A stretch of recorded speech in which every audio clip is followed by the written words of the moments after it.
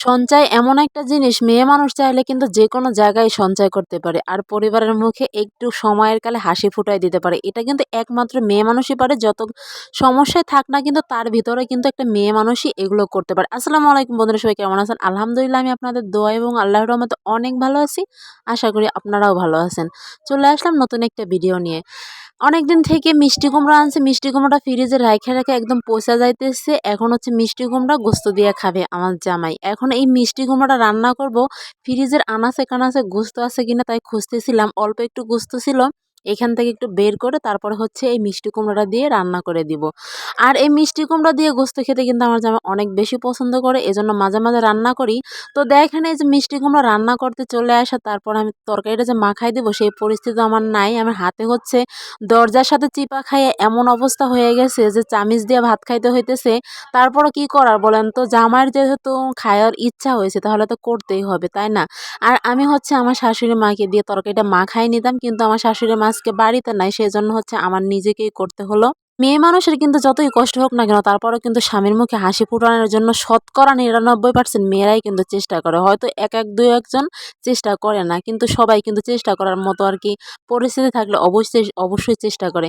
দেখেন তারপরে কি করব, এখানে হচ্ছে সব মশলাপাতি দিয়ে তারপরে হচ্ছে একদম খুরচন দিয়ে উল্টে পাল্টে সুন্দর করে মাখায় নিলাম। আর মাখানোটার কারণ হচ্ছে একটা, যে আমি যে হচ্ছে আদা রসুনটা পিষে দেবো সে হাতের জন্য পারতেছিলাম না, সেজন্য একবারে হচ্ছে থেতলো করে তারপরে মাখায় দিলাম। এখানে একটু আবার মিষ্টি কুমড়া দিয়ে, মিষ্টি কুমড়া হলো যে ঘাটা দিয়ে হচ্ছে রুটি খেতে কিন্তু অনেক বেশি ভালো লাগে। আমার জামাইয়েরও অনেক পছন্দ, আমার অনেক পছন্দ। তাই ভাবলাম অল্প একটু করে রুটি করে নিয়ে, যেহেতু হাতের সমস্যা, অল্প করেই নেই জামাইকে খুশি করার জন্য এত কিছু করা। যাই হোক, এখানে দেখেন আটা সিদ্ধ করে একবারে মথতে পারবো না, কারণ গরম, আমার হাতে গরম লাগাইতে পারতেছিলাম না, তাই একটা একটা করে আটা রুটির মতো করে বানাইতেছিলাম। একটা একটা করে মথে তারপর আটা রুটি করে এভাবে হচ্ছে আটা দিয়ে তারপরে করে নিব, বেলে নিব। এটা হচ্ছে চাউলের আটার রুটি, আর আটা রুটির মতো করে আমি হচ্ছে মথে তারপরে বানায় নিলাম। আর যাই হোক, কষ্ট করলেও কিন্তু যদি যখন পরিবারের মুখে হাসি ফোটে তখন কিন্তু অনেক বেশি ভালো লাগে, তাই না বলেন?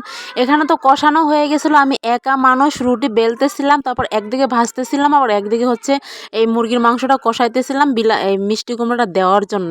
মানে একা মানুষই 2-3টা হাত লাগাইতেছিল। একটু পরে দেখতেছি আমার হচ্ছে আমার জামাই বাড়িতে আসছিল, তখন বলতেছিলাম যে আমি একা একা পারতেছি না, একটু রুটিটা উল্টাই দিবা।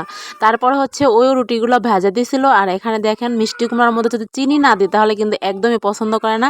আর আমি আবার চিনি দিলে খাইতে পারি না, তারপরে সামান্য একটু দিয়ে দিলাম যাতে দুইজনের আশাটাই পূর্ণ হয়।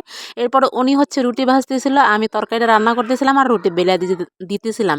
দুইজনের হাতে হাতে মিলে কাজ করার মজাই কিন্তু আলাদা। তো আজকের মতো এখানেই শেষ করবো। সবাই ভালো থাকবেন, সুস্থ থাকবেন, আল্লাহ হাফেজ।